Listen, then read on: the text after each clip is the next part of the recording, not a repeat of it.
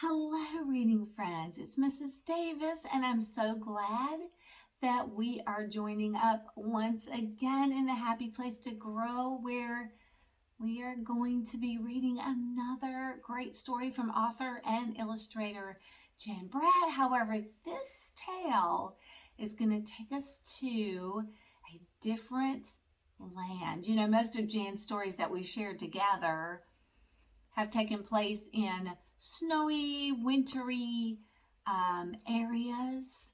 So this one is going to be quite different for us. And I am so excited because as I was reading this story, I realized I didn't know a lot about this land that we're going to visit. So I did a little research on my own so I could become familiar. Where do you think we're going to venture today? Where could it be? I've got a world map here with me behind me. There's lots of lands and lots of places with different weather and animals. Today's tale is going to take us way across the Atlantic Ocean. We live here in the United States of America. Well, I do. Maybe you're joining me from another land. That's awesome if you are. United States of America, we are going to be, let me just squat down here just a little bit. We are going to venture way across the Atlantic Ocean to the land of Africa. Yeah. What do you know about Africa? If you're like me, I didn't know that much. So I definitely wanted to find out more. And I love the fact that, you know, when Jan does her stories, she always researches, finds out about the animals, the land, the people. And I did find it out that Jan and her husband both went to visit Africa. They actually were, I think, visiting South Africa. You can see how big, 54 countries, the longest river in the world, the Nile, deserts, mountains, a beautiful lake called Lake Victoria. Well, and of course you know about all the animals. Gorillas, giraffes, zebras, elephants, crocodiles, lions. Lions. Anyhow, wow, what an adventure. She went with her husband. They got to talk to the local people. They experienced the culture, the weather. I love that because her stories really can come to life and you can see the detail in the animals and the people. She does a great job at bringing to life even fiction stories. The animals look and feel real. Today's story is called Honey, Honey, Lion. It's going to be a partnership gone wrong. This is a fun story about a honey badger, which lives in Africa, and a honey guide. These two creatures, I found out, live in Africa, and they work together because they both, while enjoying other foods, have a love of honey. The partnership comes in because the honey guide, think about the word guide. Guide, lead. The honey guide is flying and can see where beehives and bees are located. So the honey guide is like a map to lead the honey badger, who loves honey but can't always locate the hives. Honey guide leads, honey badger follows. Where's the partnership in that? Looks like he's doing it. Wait a minute. Honey badger, being a mammal with sharp claws, can tear into the hives, and I have discovered that these honey badgers are fearless, aggressive creatures. So they're going in. They're not afraid of those bees that are guarding the hives, because the honey guide can get there but can't get into the hive because of the guarding bees and sometimes the location of that hive. Teamwork is the dream work until one day in Africa.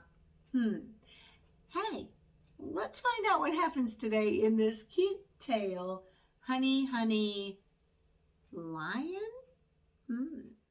And remember to look around the frame, the edges of the page, because you know how so much detail going on with Jan. We just have to look at everything.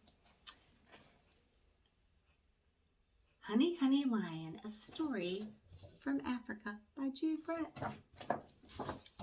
I'm excited to share this one with you. It's very cute. Here's the beginning of the story. There's the honey badger. He sort of looks like a skunk, and I think he is in the skunk family, if I remember in my finding out, my curiosity. I think he is in the skunk family. He looks skunky. And there's the Honeyguide, and they're enjoying honey together. In Africa, the Honeyguide and the honey badger are partners when it comes to honey. The little bird follows a bee to its hive, and then she leads the honey badger there to break it open with its big, strong claws. Together, they share the sweetness, and that's the way it's always been. Sounds like until. Dun, dun, dun. Oh, boy. Now, you can see on this page in the windows, it looks like, I'm looking up close. It's very kind of hard to see. Looks like some termite hills. And then in this window, you can see a tree where all the bees are. And you can see right here behind the Honeyguide, there are bees. But Honeyguide doesn't look too happy. Honeyguide is a little put off. Honey badger's eating lots of honey and enjoying, look at all this. But I don't think there's a lot of sharing going on. And you know they're team workers for sure. Maybe this day, Badger was hungrier than usual. Maybe he forgot about Honeyguide, who showed him the way. Or could he have been thinking, my strong paws do all the hard work? Whatever the reason, that day Badger would not share. Oh my, sounds like a problem. And I don't know about you, but if I'm hungry and I love something and somebody is with me and they're doing all the eating and not sharing, that kind of bothers me, especially if I helped in. There is the next page. In the windows, we can see a very colorful bird. We can see that Honey Badger's going down into his burrow, and Honeyguide is having a fussing session for sure. And on this page, in this little window, these are called guinea hens, and this looks to me like a weasel. So this is the scene. Let's see what happens next. Honeyguide scolded Badger, fussed, really fussed, as he waddled. That means you're walking, you're kind of plodding along slowly back to the jackalberry tree. His tummy almost touching the ground. That's a lot of honey in there. He fussed. She fussed and fumed as he tried to fit into his burrow. Can you just imagine a bird making a squawking? But I just don't think Honey Badger was in the mood. He didn't care. Finally, she cried out to all the animals to hear, "No fair, no fair." Soon all the guinea hens were broadcasting the news. Honeyguide is in a major rage. So Honeyguide was just totally mad and angry. And all the animals are sharing it and spreading the bad news. Let's see what happens next. Here's our page. We've got this little creature here. Maybe a meerkat or a weasel. And that creature's telling elephant. Remember, they're broadcasting. They're spreading the news. Look at Badger. He's asleep, and look at those sharp claws. Honeyguide is really, really fussing away. Sometimes when I'm really fussy, my family just ignores me. I think that's what Badger's doing. But Badger didn't hear. He was sound asleep, smiling, snoring, hiccuping from his big meal. Grumph! Badger roared at the loudest hiccup of all, and its deep, low rumble gave Honeyguide an idea. So Honeyguide realizes the fussing's not working, but what else can she do? Because she wants to let Honey Badger know. Not fair. What would you do?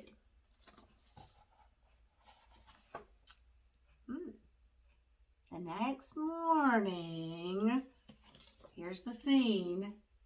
You've got Elephant, and it looks like Elephant is spreading the news of the situation to, what kind of creature is that? Hippo, right. There's a tree over here, and it looks like Honey Badger is going toward the tree. Let's see what happens next. The next morning, Badger woke up hungry. I don't know how, but he did. His tummy flat as a pancake.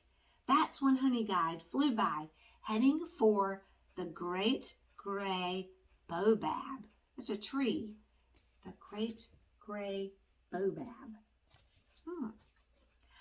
Honey, honey, honey, she cried, grinning. You know, she's got an idea. Sounds like a trick to me.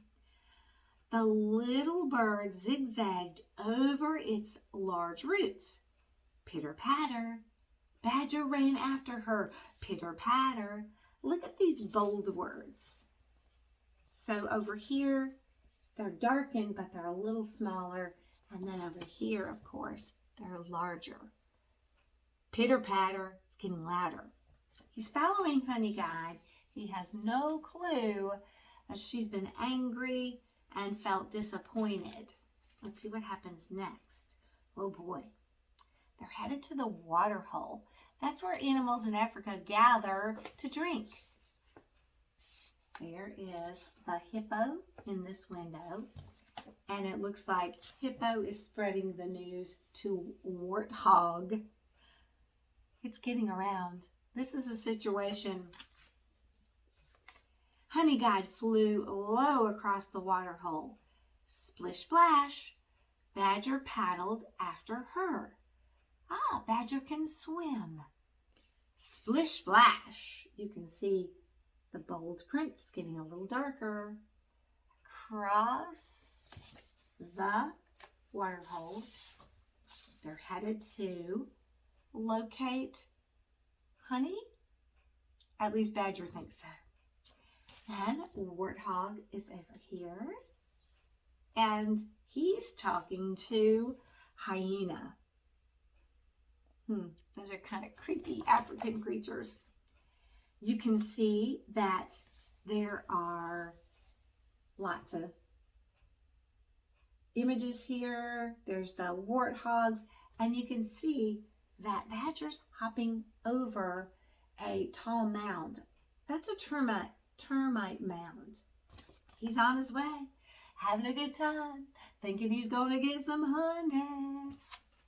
Honeyguide glided to the top of a termite mound and bounced on one foot. Sprung. Badger scrambled to the top and bounced off. Sprung. And off they go. You think they're going to find some honey? Interesting. There is a beautiful up-close picture of a hyena. Lots of details there. And over here, Hyena is talking to a beautiful bird, an African bird. Honeyguide landed on a hollow log. It echoed as she stomped along. Boom, boom. Badger hurried to catch up. Boom, boom. Badger's a little louder. They're both making those sounds, but Badger's bigger, so he's louder. Animals are broadcasting. They want to see what's going on. Everybody's going and following Honeyguide. Honeyguide has a plan. Beautiful, beautiful. Look at this page. Looks like they're going through some tall grass. Look at this beautiful African bird. It's very colorful. I love it. Oh, there's lots of them. Looks like they've got maybe a little nest going on here. And let's see. This red bird is talking to a zebra. Again, they're broadcasting. Next, Honeyguide flitted, little flitting, through a stand of papyrus. Tall, dry reeds waved back and forth. Clickety-click. Badger traipsed along, muttering. Traipsed is you're kind of moving, kind of slowly, muttering, kind of grumbling. Where is that honey? The papyrus rattled as he went by. Clickety-click.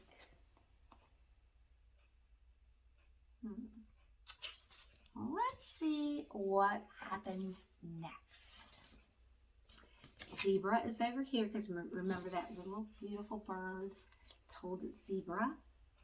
And then zebra is talking to giraffe. And you can see the beautiful plains in the background. And there's Honeyguide. She's off. Zebras are in the background. Badger's muttering on through. Looks like that turn's wagging out. He's hungry. Probably thirsty by now.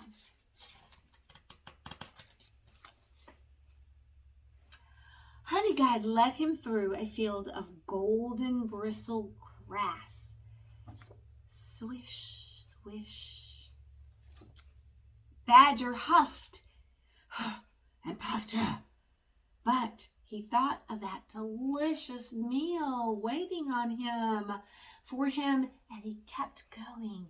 Even though you're hot, tired, thirsty, dry, tired, and just ready to eat, the end result he thinks is going to just be delicious. He's going on through the dry grass. Swish, swish.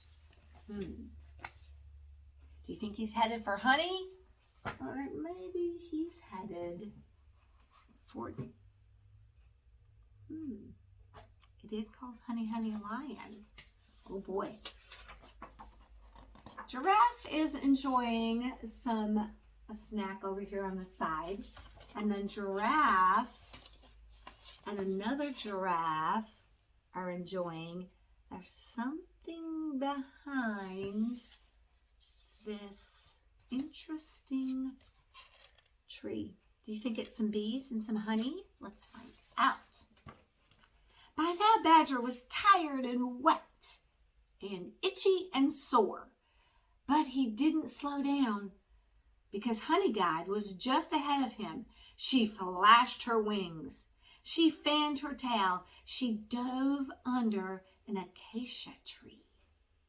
Badger charged in after her, singing triumphantly, honey, honey. So they're going in the acacia tree. Jan's created a little flap here. Do you think we should look under it? Do you think it is honey, honey, or something else? Well, that was a good book. I'm glad you enjoyed. Oh, you want me to? I don't know. Should we turn the page? Should we open up the flap? Nah. Okay. I used to love to do that to my students. Let's just close the story up now before we find out. We can't do that. Honey, honey, lion! Yikes. surprise. And I am sure Badger was not expecting lion. Oh boy, I wouldn't either. It's never been that way. And look at that lion. Disturbed, upset, roaring, animals running away. Because if you're at the water hole and you hear a lion, you are out of there in a hurry. Because a lion is a predator. Giraffes are on the trample. Lion, lion, lion. Badger turned on his tail and ran because a lion will eat a badger for sure.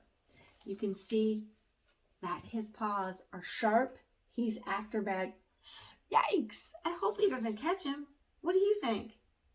Honeyguide is watching the situation. Let's turn the page. Sure you want to see this?